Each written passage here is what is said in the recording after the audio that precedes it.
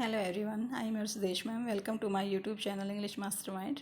बच्चों, आज हम रीड करेंगे क्लास 7th की एनसीईआरटी बुक हनी कॉम का lesson 5 quality and it is written by John Galsworthy.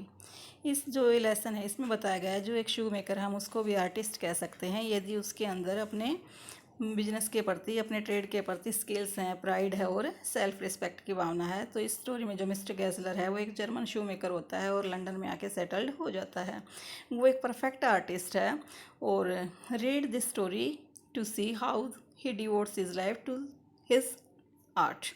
और इस स्टोरी को हम रीड करके ये देखेंगे, ये पता लगाएंगे कि किस तरह वो इस आर्ट के प्रति, इस कला के प्रति अपनी पूरी लाइफ को डिवोट्स कर देता है।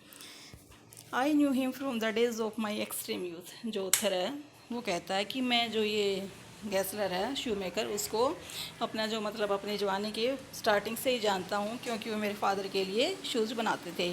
ही lived with his Elder brother in A shop. वो अपने बड़े भाई के साथ ही शॉप पे रहते थे और वो जो शॉप थी वो एक लंदन का जो एक फैशनेबल पार्ट था उस गली में वो सिचुएटेड थी, वहाँ पे थी वो शॉप। और जो ये शॉप थी उसकी एक क्वाइट डिस्टिंक्शन होता है बच्चों, एक अलग सी उसकी एक विशेषता थी। उस शॉप में एक फ़ीचर थी उसकी, सबसे वो हटके थी थोड़ी सी, क्योंकि उसमें गैसलर के नेम के अलावा और उसके ब्रदर्स के नेम के अलावा कोई और एडवर्टीज़मेंट मतलब कोई साइन नहीं था। And in the window of air few pairs of boots, और विंडो में कुछ जो बूट्स के पेयर थे, शूज़ के जो पेयर्स थे वो रखे रहते थे। He made only what was order. वो सिर्फ ऑर्डर के ऊपर ही शूज़ बनाता था, मतलब ऐसा नहीं था कि उसकी शॉप थी वो शूज़ से भरी रहती थी, ऐसा नहीं था। जितना ऑर्डर उसको दिया जाता था उतने ही शूज़ वो बनाता था। और वो जो शूज़ बनाता था ऐसा कभी नहीं हुआ कि वो फिट ना हुए, मतलब कभी उसके शूज़ फेल नहीं होते थे, हमेशा फिट होते थे। और उसके जो शूज़ थे, to make boots such boots as he made seemed to me then and still seems to me mysterious and wonderful। और वो जो शूज़ बनाता था वो मुझे हमेशा से मिस्टीरियस और वंडरफुल दिखाई देते थे। एक दिन मुझे याद है कि मैंने एक शाई होता शर्मिले के, ऐसे मैंने एक शर्मा के थोड़े से उसके ऊपर रिमार्क्स की थी।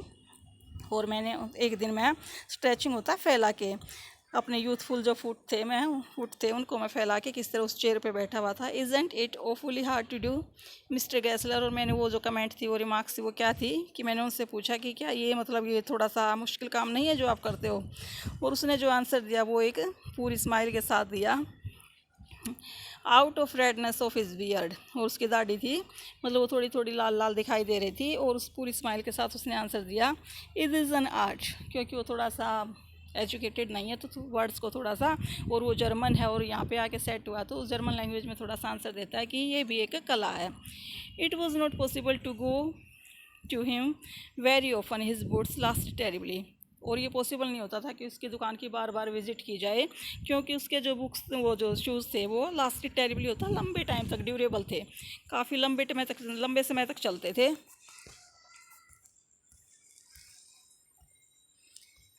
Having something beyond the temporary. Temporary होता है अस्थाई, जो ये चीज़ें अस्थाई हैं, जो टेम्प्रेरी चीज़ें होती हैं उनसे वो कहीं आगे की चीज़ थे, मतलब काफ़ी टिकाऊ चीज़ें थी, वो ड्यूरेबल थे।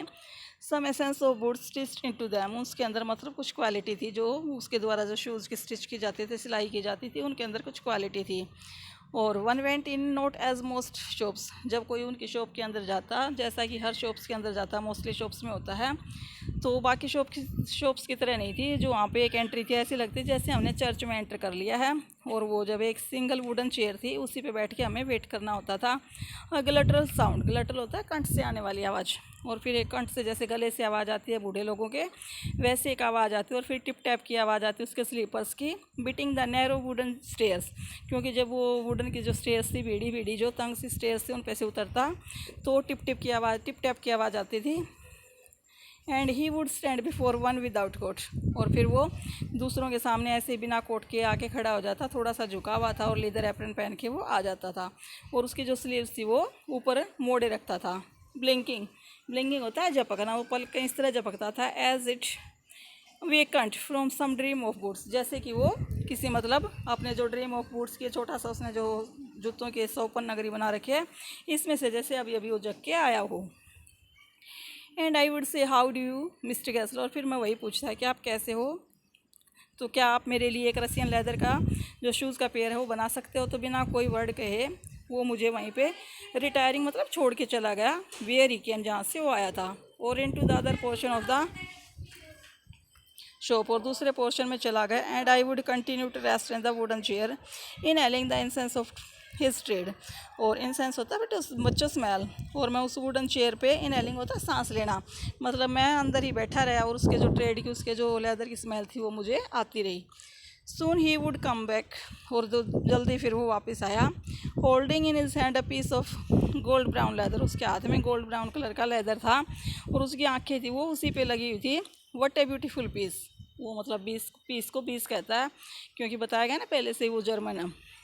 तो कहता है देखो कितना सुंदर पीस है। When I too had admired it he would speak again, और जब मैं भी उसको एडमायर कर देता तो दोबारा कहता तो कि आपको ये कब चाहिए। And I would answer oh as soon as you conveniently can, और फिर मैं कहता कि जब भी आप कन्वीनियंट मतलब सुविधाजनक ढंग से इसको दे सकते हो तब तक प्रिपेयर कर देना।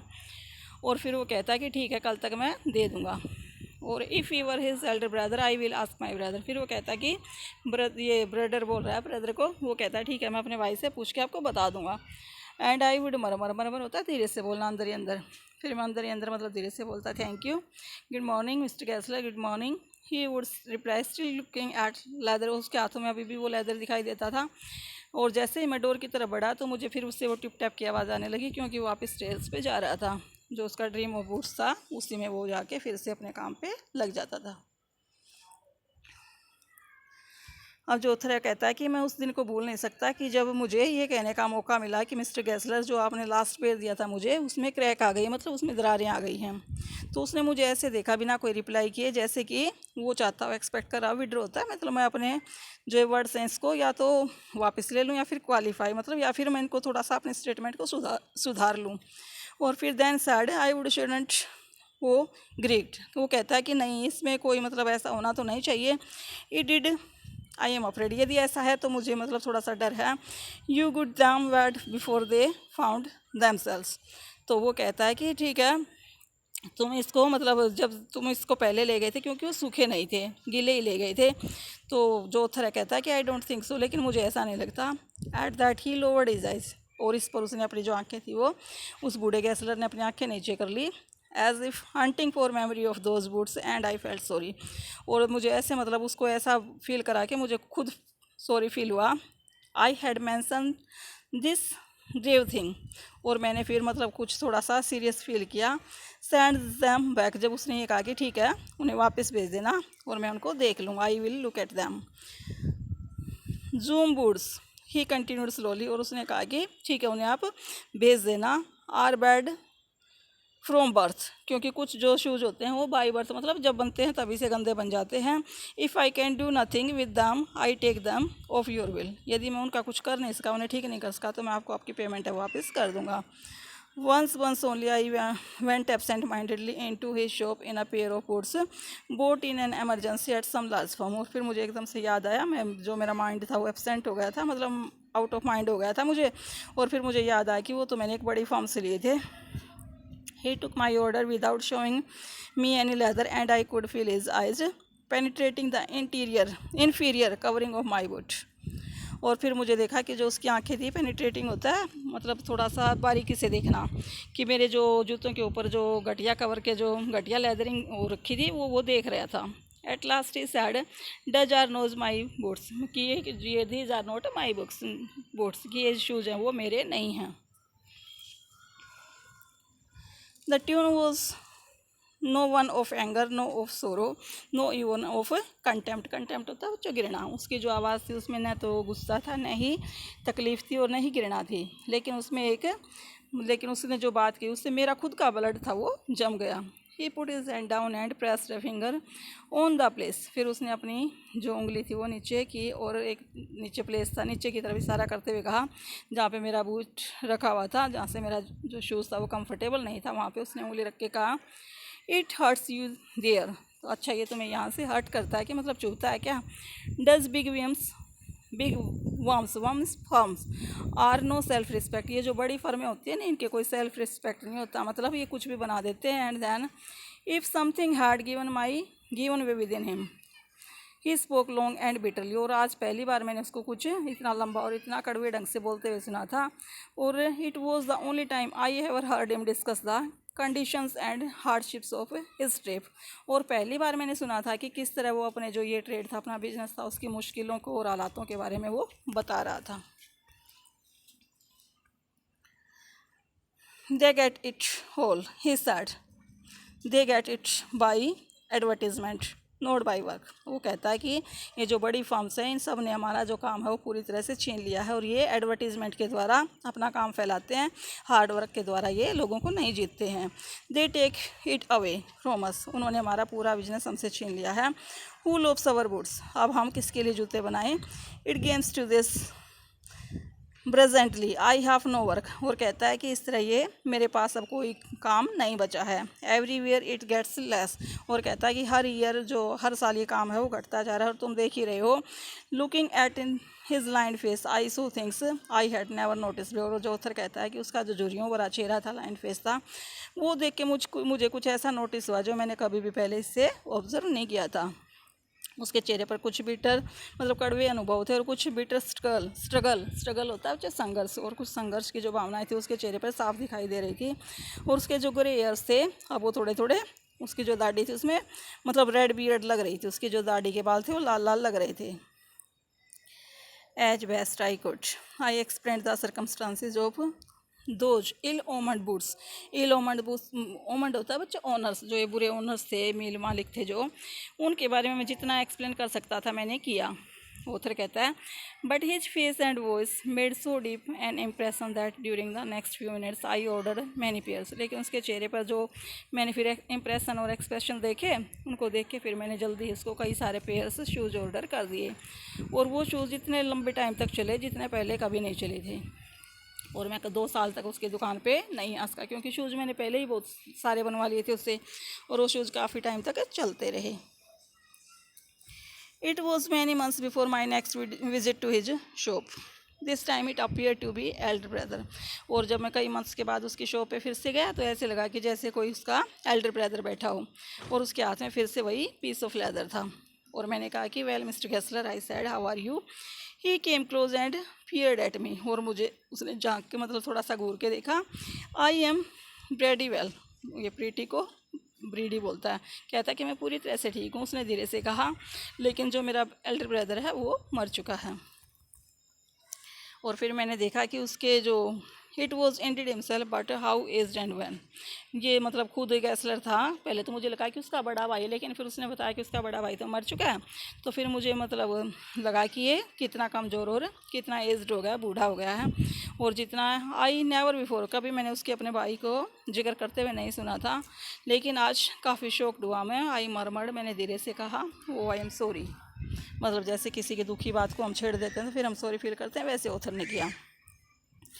और फिर उसने कहा हाँ, वो एक अच्छा इंसान था, उसने काफ़ी सारे शूज़ बनाए थे, अच्छे अच्छे शूज़ बनाए थे, लेकिन अब वो मर गया है। और अब he touch the top of his, उसने अपने सिर को छुआ, where the hair had suddenly gone, जहाँ से उसके बाल थे मतलब उड़ गए थे, as thin as it had been on that of his poor brother, जैसे उसके भाई के। To indicate I suppose the cause of his death, शायद वो उसके जो डेथ का कोज था उसको बताना चाहता था। Do you want any boots, लेकिन वो एकदम से पॉइंट पे आता है, कहता है कि क्या आपको और शूज़ चाहिए। And he held up the leather in his hand, it's a beautiful piece. फिर वो एक अपना जो लेदर का पीस हाथ में उठाता है, कहता है कि ये देखो कितना सुंदर पीस है।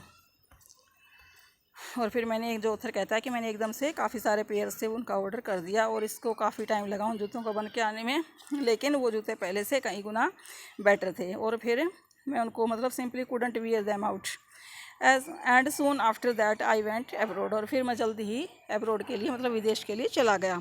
और जब मैं 1 साल बाद I was again in London, दोबारा वापस लंदन आया, तो ये पहली शॉप थी जहाँ मैं अपने ओल्ड फ्रेंड से मिलने के लिए गया।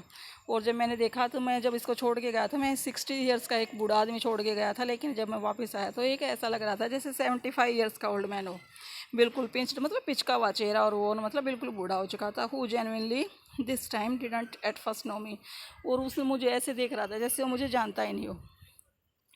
उसने फिर मुझसे कहा कि क्या तुम्हें और शूज़ चाहिए। I can make them quickly, it is a slack time, मतलब ये कहता है कि स्लैक होता है मतलब थोड़ा फालतू खाली टाइम है, मैं तुम्हारे लिए जल्दी जूते बना दूंगा, क्या तुम्हें और जूते चाहिए। आई आंसर्ड प्लीज़ प्लीज़, और मैंने आंसर दिया कि हाँ हाँ बिल्कुल। I want boots all around very kind.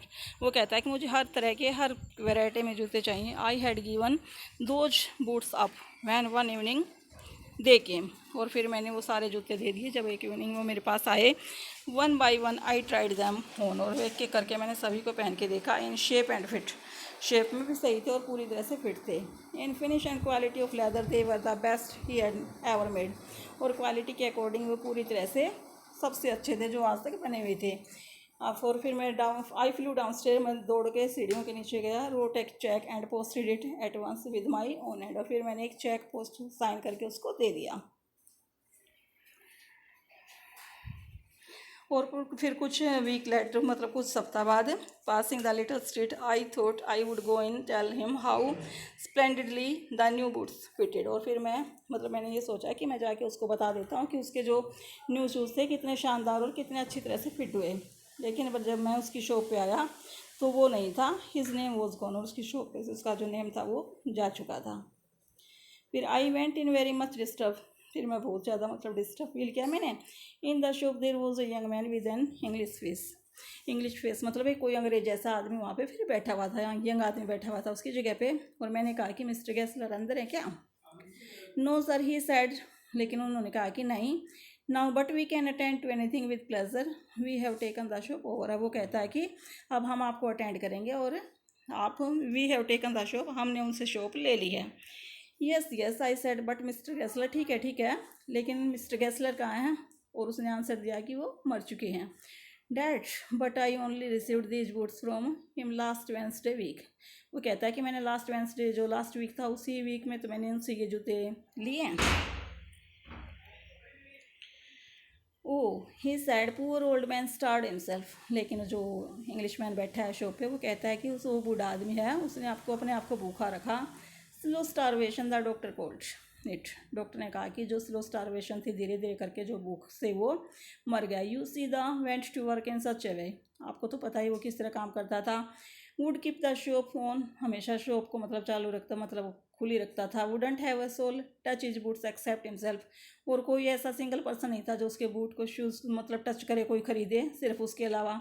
और जब भी उसको कोई ऑर्डर मिलता तो वो पूरा टाइम उसी पे लगा देता था, और लोग तो वेट करते नहीं हैं। ही लॉस्ट एवरीबडी, और उस तरह उसने हर कस्टमर को खो दिया, उसका कोई कस्टमर नहीं बचा। And here he had set going on and on, और वो बैठा रहता और लगा रहता। I will say that for him note a man in London made a better boot, और मुझे नहीं लगता कि लंदन में कोई भी आदमी उससे बेटर जो शूज़ है वो बनाता हो। बट ये कंपटीशन का टाइम है। ही नेवर एडवर्टाइज, उसने कभी एडवर्टाइज़ की नहीं अपने काम की। Would have the best leather too, भले ही उसका जो लेदर था सबसे बेस्ट था। And do it all himself, और खुद ही काम करता था। Well there is it is what could you expect with his ideas, लेकिन उसके जो आइडियाज़ थे, आदर्श थे, उनसे उसको क्या मिला? बट स्टारवेशन, सिर्फ भूखमरी। That may be a bit flowery as the saying is, but I know myself he was sitting over his boots day and night। लेकिन जो उत्तर है वो कहता है कि सॉरी, जो इंग्लिश मैन है वही कह रहा है कि मुझे याद है कि वो हमेशा अपने जूतों के साथ दिन रात वहीं पे बैठा रहता था। To the very last you see, जब तुमने आखिरी बार देखा तब भी। I use to watch him, मैं उसे देखता था। Never gave himself time to it, never had a penny in the house, उसको कभी खाने का भी टाइम नहीं मिला, और ना ही घर पे उसके कोई पेनी पैसा, उसके घर में कोई एक सिंगल पैसा भी नहीं था। All went in rent and leather, सारी की सारी जो कमाई थी, थोड़ी बहुत अर्निंग्स करता था वो रेंट में और उसके अच्छे लेदर खरीदने में चली जाती थी। How he lived so long I don't know, और वो अंग्रेज कहता है कि मुझे तो पता नहीं कोई इतने साल भी कैसे जिया। He regularly let his fire go out, he was a character, वो एक एक करेक्टर बन गया था। But he made good boots, लेकिन कुल मिला के वो अच्छे शूज़ बनाता था। Yes I said he made good boots, और जो ऑथर वो कहता है कि हाँ हाँ मैंने भी उसकी हाँ में हाँ मिलाई, वो रियल में बहुत अच्छे शूज़ बनाता था। तो बच्चों ये थी हमारी स्टोरी, इसके लेसन की एक्सप्लेनेशन। आपको कैसी लगी? यदि आपको अच्छी लगी तो प्लीज़ कमेंट करके ज़रूर बताना। प्लीज़ लाइक करें, शेयर करें और मेरे चैनल को सब्सक्राइब करें। Thanks a lot.